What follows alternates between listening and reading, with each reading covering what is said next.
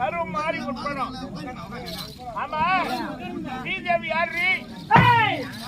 ஸ்ரீதேவி யாருன்னு தெரியுமா? என்னுடைய பிறந்தவள். அப்படி இருக்கிற என்னுடைய 1000 பேர் பெண்களை கருப்பை சூறையாடி விட்டார்.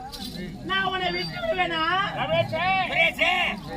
ஸ்ரீதேவி இவளால் படைக்கப்பட்டவள். ஆமா, மகளா படைச்சிட்டு இவ தாயாயிட்டா. மகள் வைத்து இவ குழந்தைய பொறுத்து அவளை தாயாயிட்டா. இவ குழந்தை ஆயிட்டா. ஆமா, ஆமாங்க. இவ குழந்தை அவன் தாய். அதனாலதான் பெரியவங்க சொல்லுவாங்க, மாறி இல்லையே எந்த காரியமும் நடக்காது. எந்த காரியம் நடக்காது. மாறி என்றால் மழை. மழை மழை இல்லை என்றால் உலகம் சேதமடையாது. சேமமா இருக்காதுங்க. ஊர்ல மாறி அம்மன் இல்லை என்றால் நம்மளால ஆரோக்கியமா வாழ முடியாது.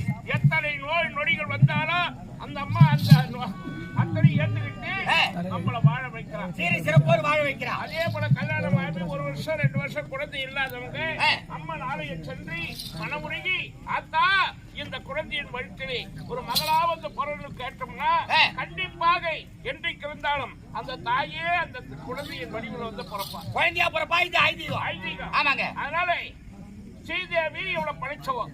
அதே சாமியார் யாரு? தெரியுமா? யாரு? என்னுடைய கணவர் ஈசன். வாத்துனா ஓ, கணவனும் மனைவி சேர்ந்து நடத்திய நாடகம் திருவிளையாடல். அடடே, கணவனுக்கு மனைவி அடக்கமா இருக்கணும், அடக்கமா இருக்கணும், அடிமையா இருக்கணும், அடிமையா இருக்கக்கூடாது, அன்பா இருக்கணும். ஏன்னா கணவன் சொல்ல மனைவி கேட்கணும், மனைவி சொல்ல கணவன் கேட்கணும். ஆமாங்க. அப்படி கேட்டாதான் அந்த குடும்பத்துல அன்பு அதிகமாக இருக்கும்.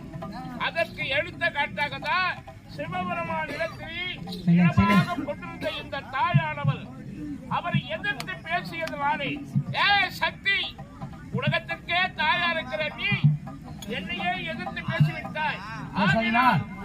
என்னை விட்டு பிரித்து பூலோகத்திலே ஒரு மானிட பெண் உத்தமி பெண்ணின் வயிற்றிலே நீ கருவாகி அவளுடைய வயிற்றிலே நீ கருவாகி இந்த உலகத்தில் கருமாரியாக பிறக்க வேண்டும் என்று அவர் கொடுத்த சாபம்.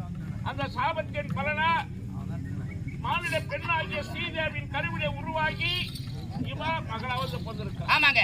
அதனாலதான் பெரியவங்க அடக்கமா இருங்க, ஆணவத்தோடு இருக்காது. அவங்க கதை எப்படின்னா போட்டோம். நான் என்ன பண்ணேன்?